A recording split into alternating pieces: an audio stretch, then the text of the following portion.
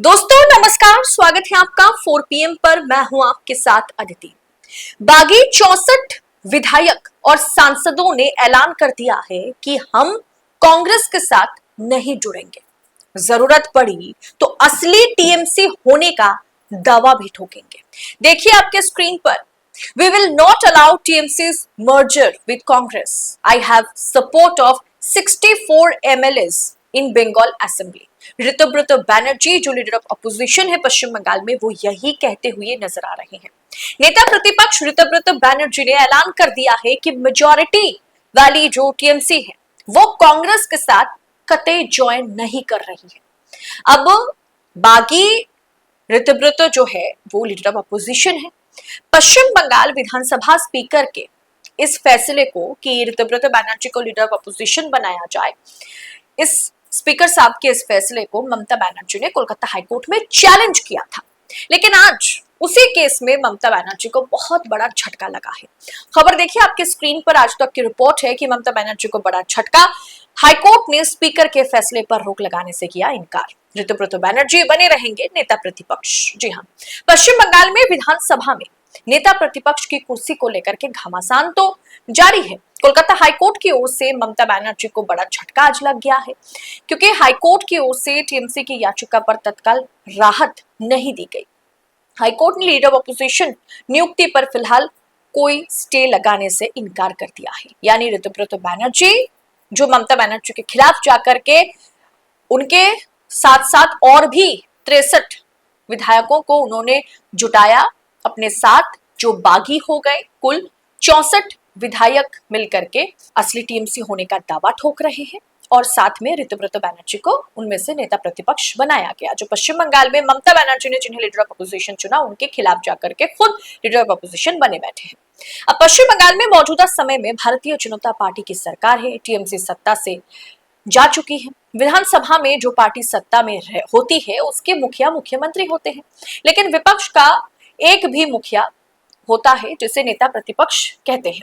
इसी पद को लेकर के विवाद खड़ा हुआ था। टीएमसी दो गुटों में बट गई थी। विधानसभा के स्पीकर रथिंद्रनाथ बोस अब है, उन्होंने नेता प्रतिपक्ष की जिम्मेदारी शुभेंदु चट्टोपाध्याय के पास पहले दी थी, लेकिन बाद में आपको पता है कि जब टीएमसी बट गई और जिसके पास सबसे ज्यादा मेजॉरिटी था उन्हें नेता प्रतिपक्ष चुना गया और वो ऋतुव्रत बैनर्जी बने। अब दोस्तों उन्हें स्पीकर साहब ने मान्यता दी, ये केस हाईकोर्ट पहुंचा और हाईकोर्ट में ममता बनर्जी हार गई, क्योंकि ऋतुव्रत बैनर्जी के नेता प्रतिपक्ष बनने पर जो फैसला माफ कीजिएगा विधानसभा के स्पीकर साहब ने लिया है वो गलत नहीं है, यह हाईकोर्ट ने कहा और फिलहाल इस पर स्टे नहीं लगाया जाएगा।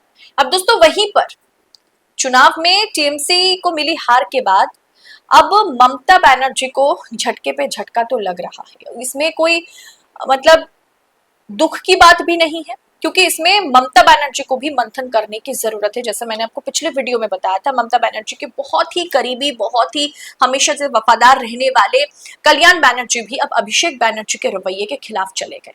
ममता बनर्जी को सोचना है कि वो पार्टी लाइन पर सोचेंगे या फिर वो भाई भतीजेवाद को आगे बढ़ाती जाएंगी। अब टीएमसी को झटका तो लगा, जैसे मैंने आपसे कहा एलओपी के मैटर पर टीएमसी को बहुत बड़ा धक्का लगा है आज, क्योंकि हाईकोर्ट ने कह दिया है कि नहीं, ऋतुव्रत बैनर्जी जो है वो लीडर ऑफ अपोजिशन बने रहेंगे और उनके पास टोटल 64 विधायक है। वो कह रहे हैं कि मेजॉरिटी हमारे पास है संसद में, लोकसभा में मेजॉरिटी जो है वो काकोली घोष की बात की जाए या फिर सुखेंद्र शेखर रॉय की बात की जाए, सारे बागी सांसद उनके साथ है। अब ऐसे में चाहे संसद की बात करें चाहे विधानसभा की बात करें, दोनों जगह पर ममता बनर्जी के पास मेजॉरिटी है नहीं। टीएमसी की मेजॉरिटी ममता बनर्जी के हाथ में है ही नहीं, तो ममता बनर्जी कैसे डिसाइड कर सकती है कि वो टीएमसी को कांग्रेस के साथ विलय कराएगी? ये मैं नहीं, ये बात ऋतुव्रत बैनर्जी कहते हुए नजर आए। उन्होंने साफ कर दिया है कि मेरे पास टोटल 64 विधायक है और ये संख्या आगे और भी बढ़ सकता है। ऐसे में टीएमसी कांग्रेस से जुड़ेगी, ये हम नहीं इसको अलाउ करेंगे। अगर जरूरत पड़े तो हम असली टीएमसी होने का दावा भी ठोकेंगे। तो क्या ममता बनर्जी और अभिषेक बनर्जी को टीएमसी छोड़कर, अगर कांग्रेस में जाना है तो टीएमसी छोड़कर कांग्रेस में जाना होगा? इन बातों से साफ संकेत है कि अगर ममता बनर्जी या अभिषेक बनर्जी टीएमसी को कांग्रेस में मर्ज करने का दावा करते हैं तो बागी विधायकों को भी टीएमसी का जो लोगो है घासफुल और असली टीएमसी होने का दावा शायद स्पीकर साहब के सामने और कोर्ट में ठोकना होगा। फिलहाल आपको क्या लगता है, क्योंकि अब टीएमसी का कांग्रेस के साथ मर्ज होना भी आसान नहीं है, क्योंकि बात यहाँ पर मेजॉरिटी टीएमसी और असली टीएमसी की बात भी सामने आ रही है। जो बागी विधायक हैं वो संख्या में सबसे ज्यादा है, मेजॉरिटी में है। जो बागी सांसद हैं वो भी मेजॉरिटी में सबसे ज्यादा है। अब ऐसे में उस टीएमसी को ममता बनर्जी कांग्रेस में विलय तो नहीं करा पाएंगी, क्योंकि उन्होंने विलय करने से इनकार कर दिया है।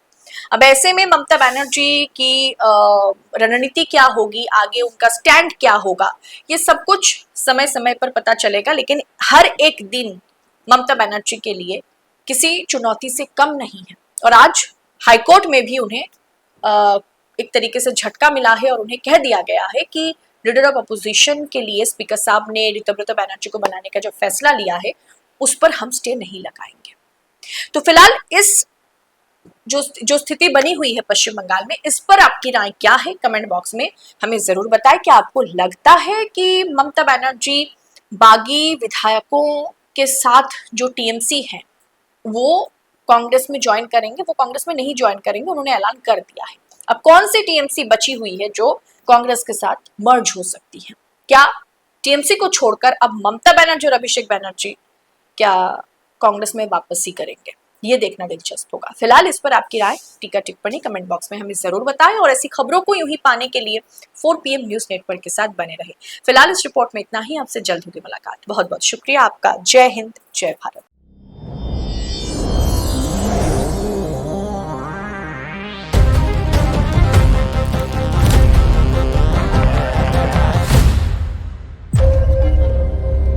सर, अगर हमारे फॉरेन एक्सचेंज रिजर्व $1 बिलियन के ऊपर हैं, मतलब हम इस रेड लाइन के ऊपर हैं। Okay.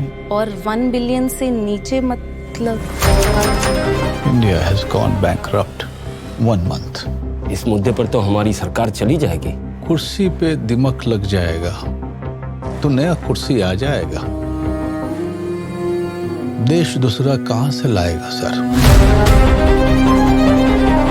महंगाई सिर्फ अकेले नहीं आती सर, भूख के साथ आती है और भूख कुछ भी करवा सकती है। क्राइम, दंगे, फसाद, अनार्की और मे बी ये सिविल वॉर।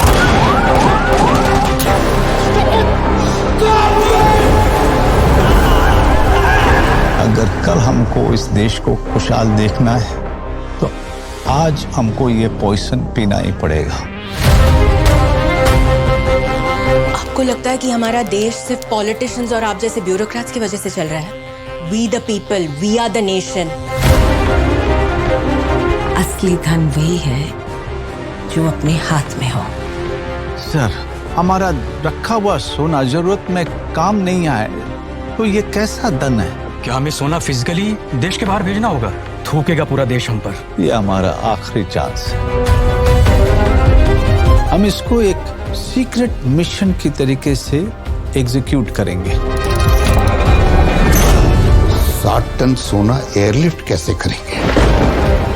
इतना बड़ा निर्णय हमारी सरकार नहीं ले सकती है। ऑपरेशन रोकना होगा।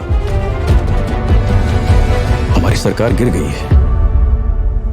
आप फेल हो चुके हैं। I will not let India fail. Madam, खबर पक्की है, स्विट्जरलैंड और इंग्लैंड 2 जगह जा रहा है। आरबीआई का सोना, देश का सोना, देश बेचने निकले आप लोग। बेचना और बचाना में एक मात्रा का डिफरेंस है।